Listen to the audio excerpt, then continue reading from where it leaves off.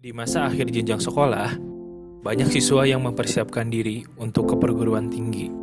Tak jarang ada siswa yang tiap waktu belajar untuk memenuhi tujuannya. Ada juga yang santai-santai saja. Banyak macamnya. Kita akan membahas budaya tahunan kelas 12. Kita menemui salah satu adik kelas kami yang sekarang ini sedang berjuang untuk memenuhi tujuannya. Adik kelas kami bernama Fahmi. Dari berbagai sumber yang ada, baik dari media maupun mulut ke mulut, Fahmi tergolong orang yang ambis untuk mencapai perguruan tinggi yang diinginkannya. Saya Muhammad Fahmi, saya kelas 12 IPA dari salah satu sekolah negeri di Bandung.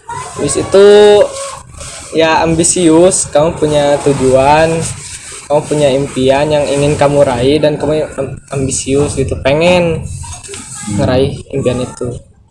Ambis, saya bisa bilang bangga sih soalnya saya kayak punya tujuan, punya impian kayak PTN yang saya inginkan yaitu Universitas Indonesia dan prodi yang saya inginkan yaitu jurusan psikologi. Dari semenjak saya SMP kelas 3, saya itu banyak tertarik dengan manusia, dari perilakunya, tingkahnya, sifatnya, dan banyak lagi. Dan pas saya masuk SMA, saya banyak melihat isu-isu mental, kesehatan mental yang sedang marak saat-saat ini, dan saya ingin membantu mereka gitu. Cara mencapainya saya mengikuti bimbel dan juga saya belajar mandiri di rumah. Kalau sekolah enggak. Soalnya lebih nerap di bimbel sama di belajar mandiri gitu. Belajar mandiri malah lebih nerap daripada di sekolah. Kalau tidak tercapai, saya milih gap year sih, bukan gengsi sih, soalnya PTS tuh uangnya tinggi dan ekonomi keluarga saya itu emang kurang mampu gitu. Yang budaya ini kayaknya emang pasti tiap tahun ada ya. Soalnya banyak orang yang kayak saya gitu di ngambisnya teh di akhir, di pas kelas 12 doang. Jadinya teh 10 11 teh nyantai. Dan nilai juga nggak begitu bagus, jadinya teh ngambisnya di akhir gitu. Jadinya teh last minute ambis gitu. Kalau saya rasa ya mending ambisnya di kelas 12 aja gitu. Kalau kelas 10, kelas 11 mending enjoy dulu, nikmatin masa SMA-nya dulu daripada kita ambis dari awal gitu ya. Mending kita enjoy dulu aja lah, soalnya SMA juga rame menurut saya. Saya lebih pengen bilang ke teman-teman saya, ke orang-orang di sekitar saya, kalau saya itu bersyukur kalian semua ngedukung, bukan malah ngejatuhin, kayak bilang kalau impian saya ketinggian, padahal ketinggian kalau impian saya itu pengen masuk UI gitu. Padahal saya itu kalau di kelas itu ranking bawah ya kan, bisa dibilang, tapi pengennya masuk UI gitu. Kayak orang-orang pasti mikirnya mustahil ya kan. Tapi kalau saya yakin sih, saya punya Allah, saya punya Tuhan yang bakal ngebantu saya jalur langit lah. Untuk para sahabat ambis ya, kalau punya ilmu jangan didiemin sendiri ya, mending kalau ada teman yang nanya gitu, misal kita jawab, kita beritahu kalau kita ilmunya udah tahu, dan kalau bisa ya gitulah, membantu sesama teman gitu. Untuk yang teman-teman semua, ambis nggak ambis itu sebenarnya pilihan kalian dalam berjuang untuk ngeraih impian yang kalian mau ya. Jadi santai aja, kalau jangan ngerasa nggak ambis itu kalian jadi kalah sama yang ambis, dan yang ambis juga belum tentu kalian lebih tinggi daripada mereka yang nggak ambis. Untuk semuanya semangat, kalau ada teman-teman di sini yang nonton yang ambis juga, semangat ngejarnya, konsisten, dan jaga kesehatan juga, jangan sampai stres ya.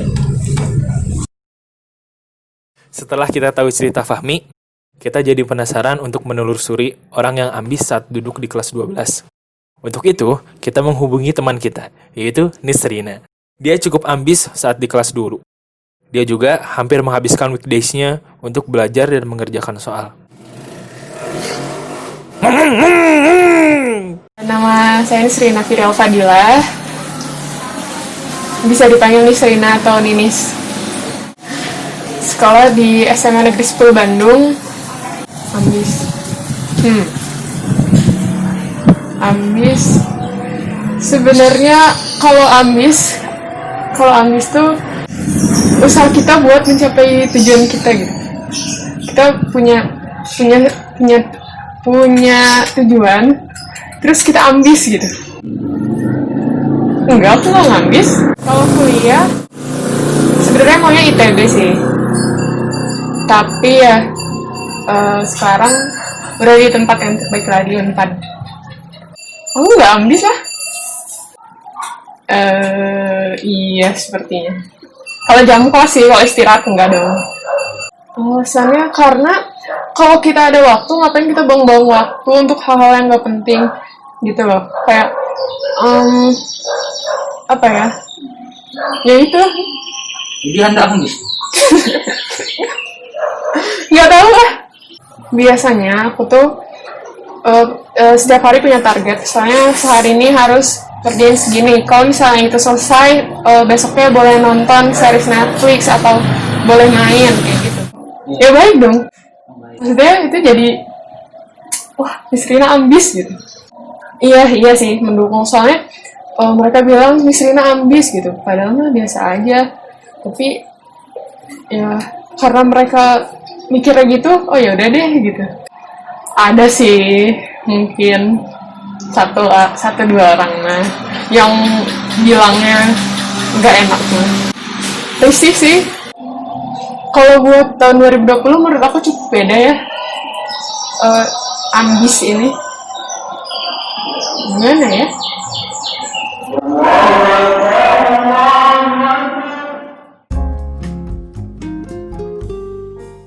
Kalau menurut aku bagus sih. Maksudnya kalau di angkatan kita tuh yang 2020 bagus, apalagi kalau di Twitter gitu ya.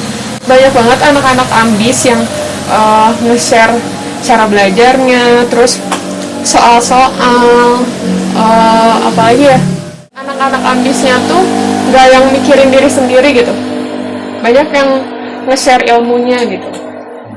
Hasilnya ya alhamdulillah bisa keterima di SBMPTN di Universitas Pajajaran gitu, Prodi Agroteknologi. Ya bisa banggain orang tua dengan apa sih, lulus SBMPTN itu pasti ngebanggain orang tua, terus yang ngeluarin biaya banyak buat kuliah. Ya siapa sih, apa sih ya, alhamdulillah gitu bisa keterima di PTN tuh dari ambis ini, terus bisa apa ya, ranking di kelas, terus bisa dapat kesempatan olimpiade.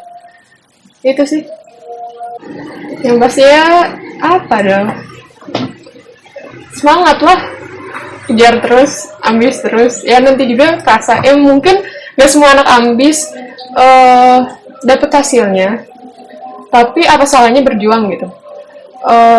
Apa sih, usaha dulu lah itu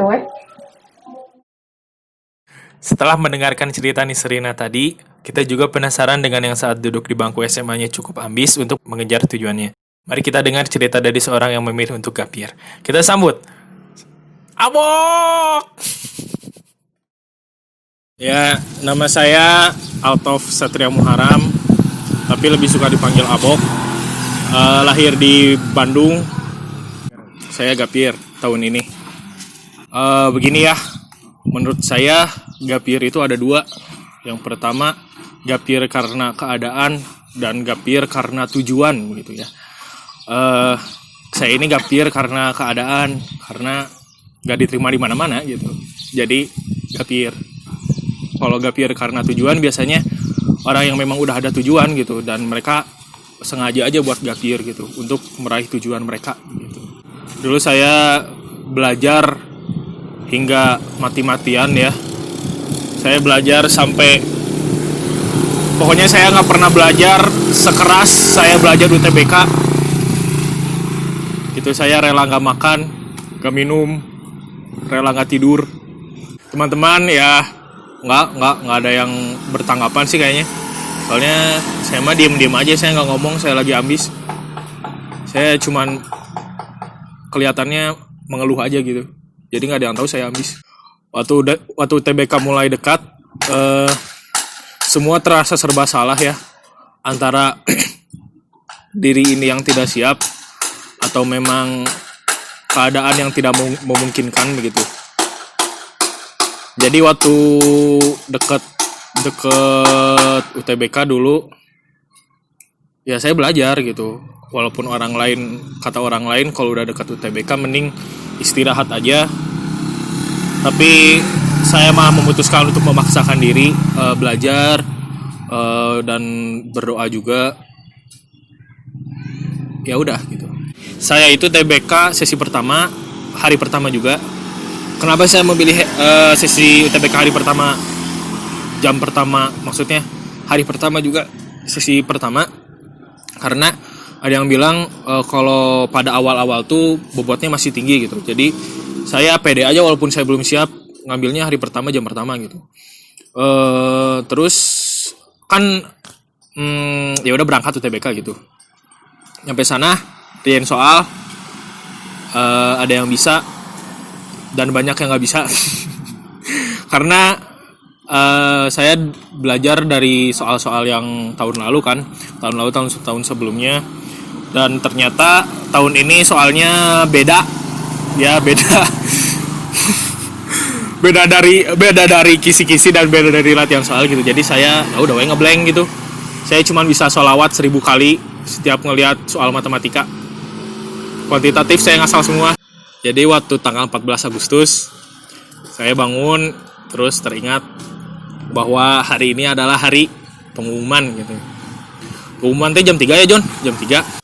Saya nggak buka pas jam 3-nya, cuman sedikit lebih lama nunggu teman-teman dulu juga. Jam 4 saya buka pengumuman, terus nggak lolos. Ya udah sedih, nangis, berasa dunia ini sudah berakhir, merasa bahwa apa ya, kayak udah sedih gitu, kayak kamu sudah berjalan, sudah berlari, tapi udahlah saya mau berhenti aja gitu. Mereka sebenarnya orang tua pada awalnya ya sportif, hanya begitu dapat teman-teman saya pada lolos, anak temannya lolos, tetangga pada lolos, ya akhirnya ya mereka tetap membandingkan gitu. Tanggapan teman-teman cuman memberikan semangat itu tidak berpengaruh. Orang gagal seperti saya tidak butuh orang yang memberikan semangat, tapi memberikan apa ya, butuh orang yang mengerti gitu apa yang sedang orang gagal rasakan gitu. Bukan hanya memberikan semangat, bukan hanya memberikan dorongan, tapi bersimpati lah, setidaknya menanyakan kabar. Sampai dengan video ini dibuat, saya belum menerima keadaan diri saya. Ya pokoknya sebenarnya kapasitas orang berbeda-beda. Mungkin kapasitas saya seperti ini, jadi sebenarnya menerima mah ya menerima, cuman kadang menyesal aja gitu. Kenapa diri ini bisa sampai seperti ini? Kenapa ini terjadi pada saya? Untuk mengikhlaskan sih pasti udah ikhlas ya, tidak mungkin tidak mengikhlaskan. Tapi untuk memikirkan apa yang akan terjadi selanjutnya belum terpikirkan gitu. Kesalahan saya di masa lalu, saya terlalu percaya diri, saya terlalu berharap juga sama SBM. Saya merasa bahwa diri saya itu udah cukup, udah kompeten karena usaha yang telah saya lakukan. Namun nyatanya tidak begitu. Kalau nantinya impian saya nggak bisa saya ambil, seenggaknya saya bisa menjalani hidup ini dengan baik lah. Sebenarnya ambisi itu boleh, cuman cukup pada ininya gitu, pada porsinya. Jangan terlalu seolah-olah saya yang paling pintar, seolah-olah saya yang paling benar gitu. Karena di balik usaha yang besar pasti ada usaha yang besar lagi gitu. Buat adik-adik yang sedang berjuang, berjuanglah secukupnya, jangan terlalu berharap juga, karena semakin tinggi harapan, semakin sakit pula ketika kamu gagal. Nikmatilah masa-masamu hari ini, karena masa-masamu di masa depan belum datang. Terima kasih. Begitulah penonton, tujuan kita bukan sepenuhnya ada dalam kendali kita. Kita nggak akan tahu ke depannya kemana. Kita belajar dari Fahmi bahwa kita harus punya tujuan dan percaya akan tujuan tersebut untuk menjadi pedoman dan agar kita tidak sembarangan melakukan sikap yang tak diperlukan. Dengan adanya tujuan, Fahmi bisa memilih sikap yang harus dilakukan dan tak harus dilakukan. Yang kita pelajari dari Nisrina adalah cara untuk mencapai tujuan yang akan kita raih, yaitu dengan disiplin dan konsisten. Nisrina tahu apa yang harus dia lakukan untuk mencapai tujuannya tersebut. Dia juga tak melulu belajar, dia mengerti akan porsi dirinya. Seperti yang kita sudah dengar tadi, dia mengadakan self-reward. Kita juga perlu untuk menghargai diri sendiri. Yang terakhir, kita dapat memetik pelajaran dari Althoff. Althoff mengajarkan kita untuk jangan terlalu menuhankan usaha. Ideal itu penting, tapi jangan terlalu push yourself. Hasil akhir gak ada dalam kendali kita. Althoff juga mengajarkan kita untuk menerima diri sendiri dan jujur pada diri sendiri. Memang perlu waktu untuk melakukannya, tapi dengan cara begitu, kita bisa bangkit dan kita tidak merasa terbebani lagi ke depannya. Karena kita sudah menerima.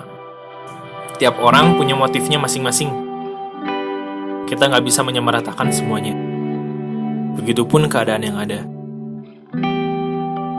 Tiap orang punya cara masing-masing untuk menerima dan berdamai dengan dirinya sendiri.